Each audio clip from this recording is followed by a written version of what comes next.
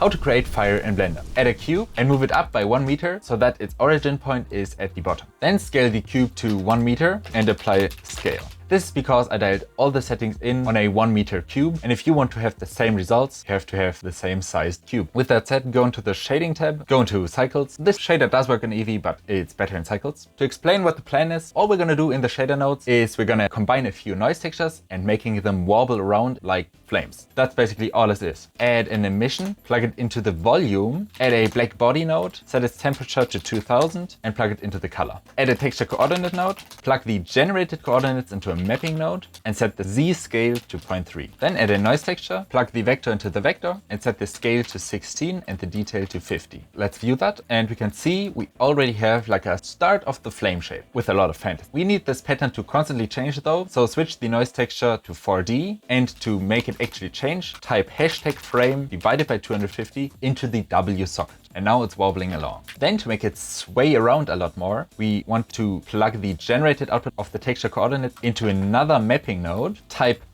#frame divided by -40 into the Z location. This is because we wanted to slowly move upwards and plug the output of that vector into another noise texture. Now we want to again set this noise texture to 4D, type #frame divided by 150 into the W, and finally use this noise texture to mess up the coordinates of the first noise texture. So to do that, add a mixed color node between the mapping node and the first noise texture, set its mode to linear light, plug the color of the second noise texture into the B socket and set the vector to 0.143. And this is starting to look a lot more flame-like. And if we plug this into the strength, already see it's starting to have a little effect. Two things. First, we need to increase the contrast, and second, we need to invert the color. So to accomplish both of these things, add a color ramp, flip the handles, and crunch them together like so. This is a huge step in making it look more flame-like. Now, we don't want these flames to be box-shaped. So we want to take the object coordinates, plug them into a mapping node, set the Z scale to 0.4, because we don't want the flames to be perfectly round, we want them to be more ellipse-shaped. Then plug the output into a vector math node and set it to length. After that, we again want to add a color ramp and once more increase the contrast as well as flip the colors. Then multiply our noise with our mask. And now we're starting to get the shape. However, this shape is way too perfect. It's a perfect ellipse. So we have to mess it up. To do that, add another mixed color node, set it to linear light, and plug our previous noise texture, the one we used to mess up the coordinates of the first noise texture, into the second socket as well, also setting the vector to 0.33. And this is already starting to give that swirly, fiery look that we are after. But they're lacking that intensity. So all we pretty much need to do is increase the brightness. But my brother noted that the brightness of the flames isn't uniform across them. First, we want a base brightness. So just multiply the flame's strength by 30. And second, take the object coordinates, separate their XYZ, take the Z, plug it into a map range node, and set the from min to 5 and the to max to 1. Finally, multiply the strength by that one last time. And now we have our flame going. And if you want to change the size of the flames, scale the whole cube in object mode and do not apply the scale, because if you do,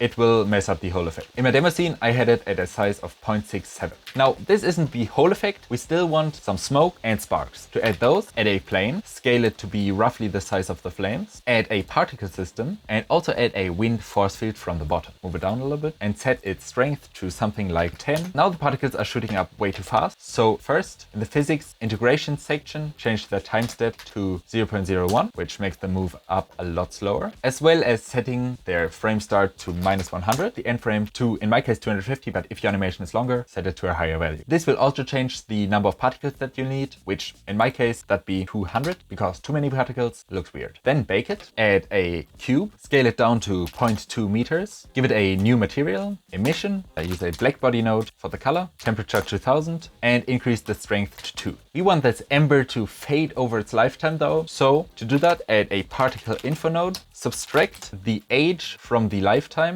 and divide the whole thing by the lifetime. This way it fades from 1 when it first spawns to 0 when it disappears. And lastly, using this, mix between the emission in the second socket and the transparent in the first socket. And finally switch the render as to object, select our ember and reduce the scale to 0.007 and the scale randomness to 0.5. You may also need to tweak the lifetime so that the embers reach the top of the flames. Also increase the lifetime randomness to 1. Finally bake that and you should have some embers floating up. For the smoke, we're going to create the exact same particle setup, but with a few more particles particles, and also swapping out the embers for some smoke. The way we're going to create those is we're going to add another cube, scale it down to 0.2 meters, apply the scale, then create a new material, add an emission shader, plug it into the volume, add another texture coordinate node, plug the object into a vector math node, set it to length, plug that into the strength, add another color ramp, set it to constant, invert the handles, and tweak them so that it's just this little ball. Finally, multiply the whole thing by 0.004.